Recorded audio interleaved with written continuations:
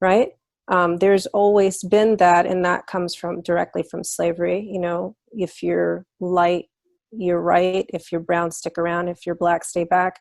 You know, field slaves to the ones that were the house slaves.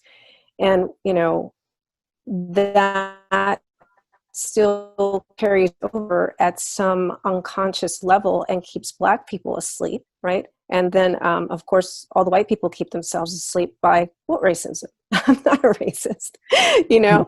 And, right, because we're all friends and we all get along until we don't. And then it's like, ooh, I don't even know why I don't like you. Oh, you happen to be Black. How weird is that? Like, you know?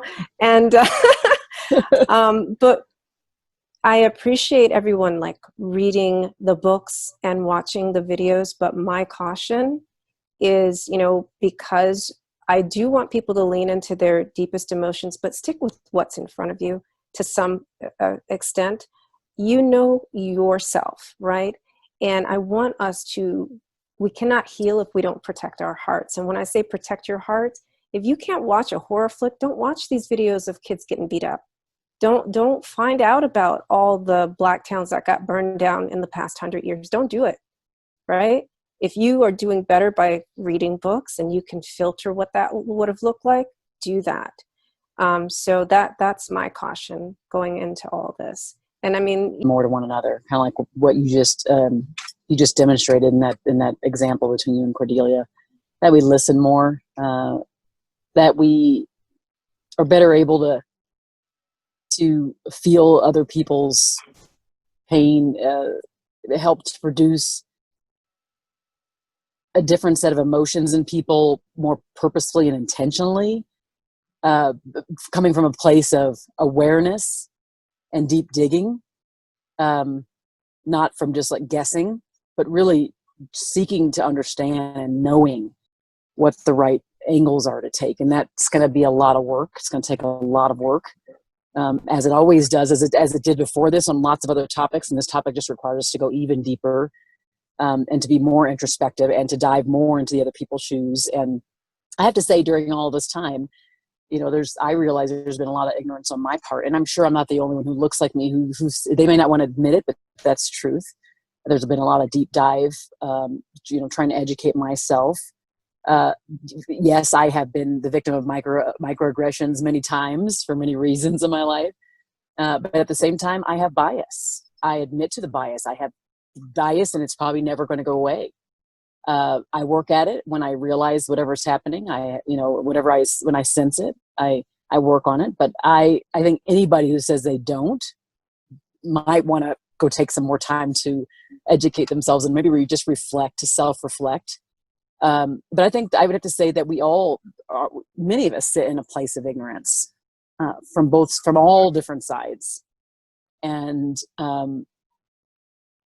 so I think we all just have to continue to work. We all have to work. Some of us have to work harder than others, but I think we all have to continue to work at that, to get better, to become aware, because awareness is the key. You know, the awareness and caring, right? So it's like, I have this desire to change, as Brooke talks about. I have this desire to see more.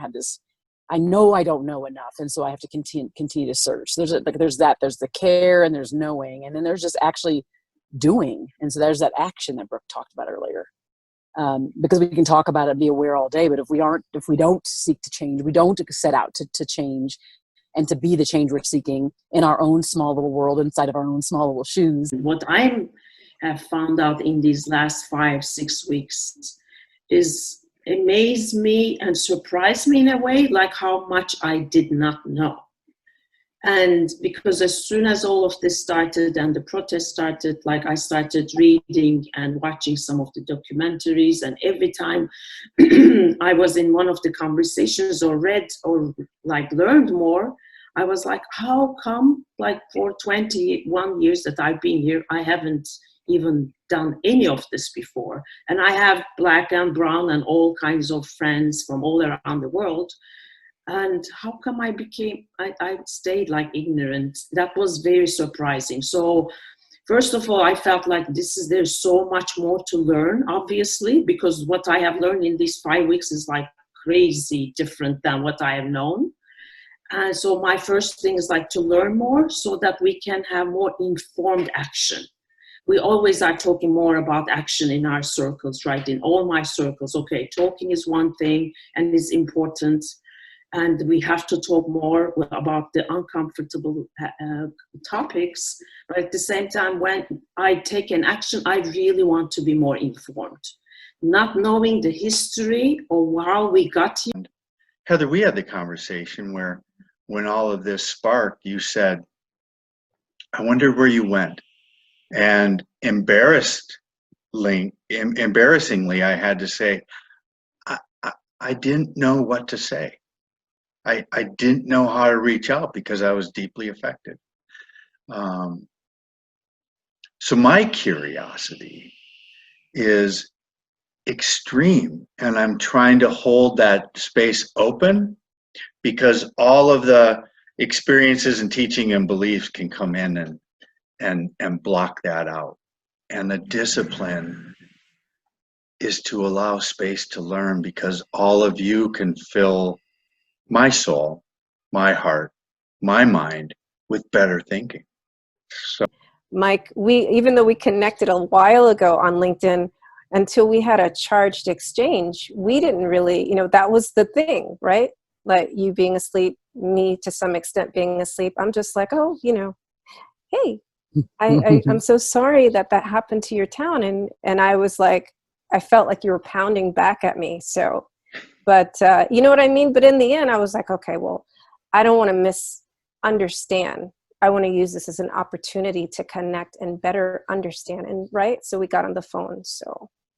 Yeah. And I'm going to credit you with that, Cordelia, because you said, hey, this isn't landing right. And perhaps we should talk. Right. So you led that. You invited me in. And there was an opportunity not to, right? It's just like, there's a typical man of that age. There's your typical white guy coming in with, not even realizing that he's causing me to feel a certain way. He's causing me to feel attacked with his response. And there's no understanding. And you were, strong, and you took the lead and taught me that this is where we reach out and have that conversation. Let's discover if that's true or not true. And I'll have to say that I feel a closeness with you now because we had that conversation. I'll be a champion of yours for many, many years to come, because you demonstrated to me what's possible by doing the next right thing. So thank you for that.